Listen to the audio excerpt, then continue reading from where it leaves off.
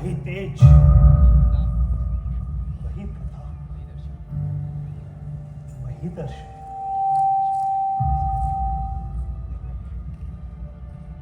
भिक्षाम देहि,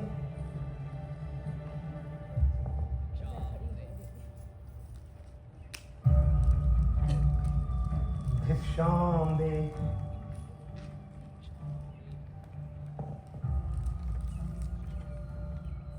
भिक्षाम देहि, भिक्षाम देहि। प्रणाम महात्मन। कल्याण देवी, हम बहुत दूर से आए और भूखे। तुम्हारी इस कुटिया को देखकर इस आशा से आए हैं कि हमें कुछ खाने को मिल जाए। अवश्य महाराज, अब वहीं ठहरिए, मैं आपके लिए अभी भोजन लेकर आती हूँ। रुको देवी, हम यात्रा से क्लांत हैं, हमें विश्राम की भी आवश्यकता है। मेरे पति इस समय यहाँ नहीं है, इसलिए मैं आपका स्वागत नहीं कर सकती। आप कृपया वहीं ठहरिए। अच्छा भैया।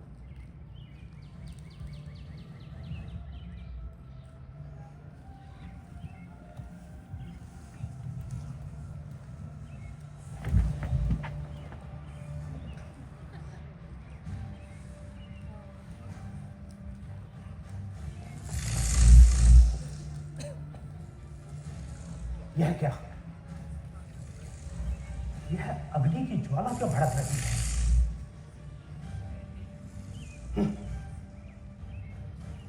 शायद लक्ष्मण की कोई चाल होगी।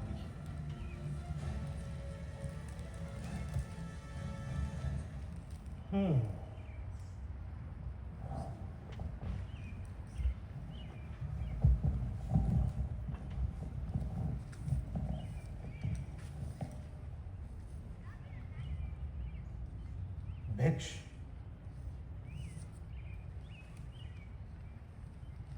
ओम ओम। अच्छा माता, मैं जाता हूं, तुम सावधान होकर रहना। मैं रहा आज्ञा के भीतर, तुम रेखा के भीतर रहना। लो मुनिराज, मैं भोजन में हूँ, कृपया इसे स्वीकार करें। तो ले आओ देवी। क्षमा करें महाराज, कृपया आपको यहाँ आना होगा। अब तो हमने आसन जमा लिया है, लंबी यात्रा से आए हैं, थकानवश बार बार उठा नहीं जा, इसलिए जो कुछ देना है यही ले। महात्मा, मेरे देवर जी मेरी सुरक्षा के लिए एक रेखा बना गए हैं। मैं मर्यादा का उल्लंघन करके उस रेखा को नहीं लांघ सकती। देवी, तुम कोई आर्य कन्या नहीं लगती? यह भी नहीं जानती कि द्वार पर आया हुआ अतिथि भगवान का रूप होता है? तुम हमारा तिरस्कार कर रही हो। नहीं नहीं अतिथि देवता, मुझे क्षमा करें, लेकिन मैं। बस, बहुत हो चुका।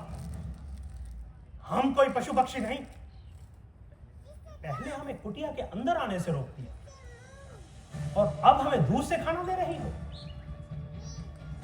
हम ऐसा व्यवहार कदापि सहन नहीं करेंगे।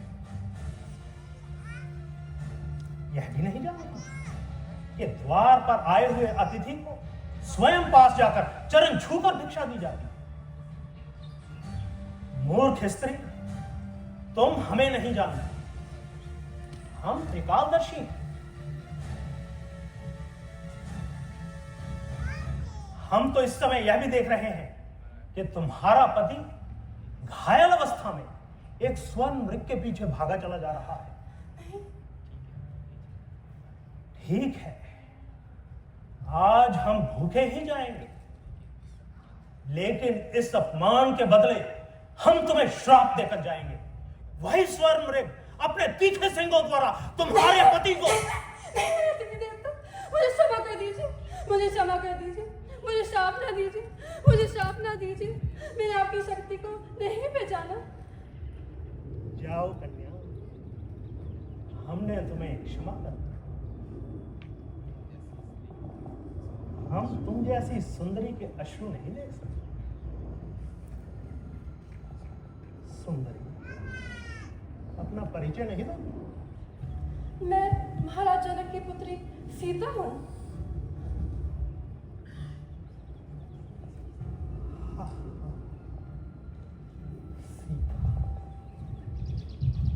और इस अवस्था में हाय, यह कैसा दुर्दैव है। जिस कंचन काया को देख देवता भी लालायित हो जाए, उसे तो महलों में होना चाहिए था। अरे ऐसे नारी रत्न को किसी त्रिलोकी के राजा की पत्नी होना चाहिए था। मेरे पति ही त्रिलोकी के राजा हैं। उनसे बढ़कर कोई हो सकता है क्या? अवश्य हो सकता है। हम बताते हैं।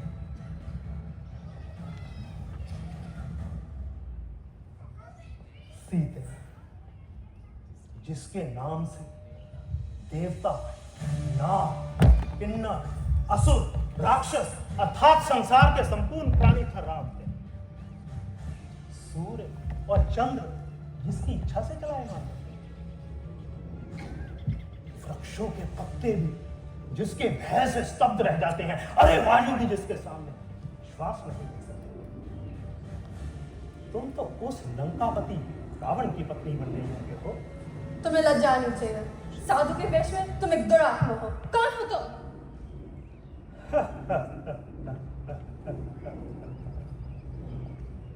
अभी बताते हैं, अभी बताते हैं।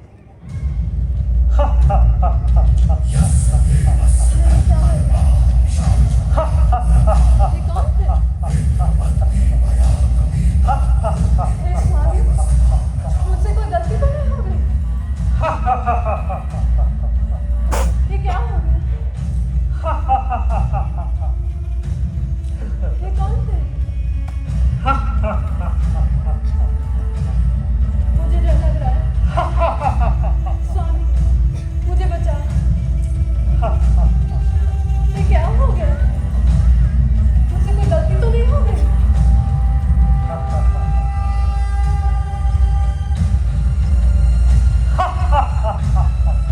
ये क्या हो रहा है?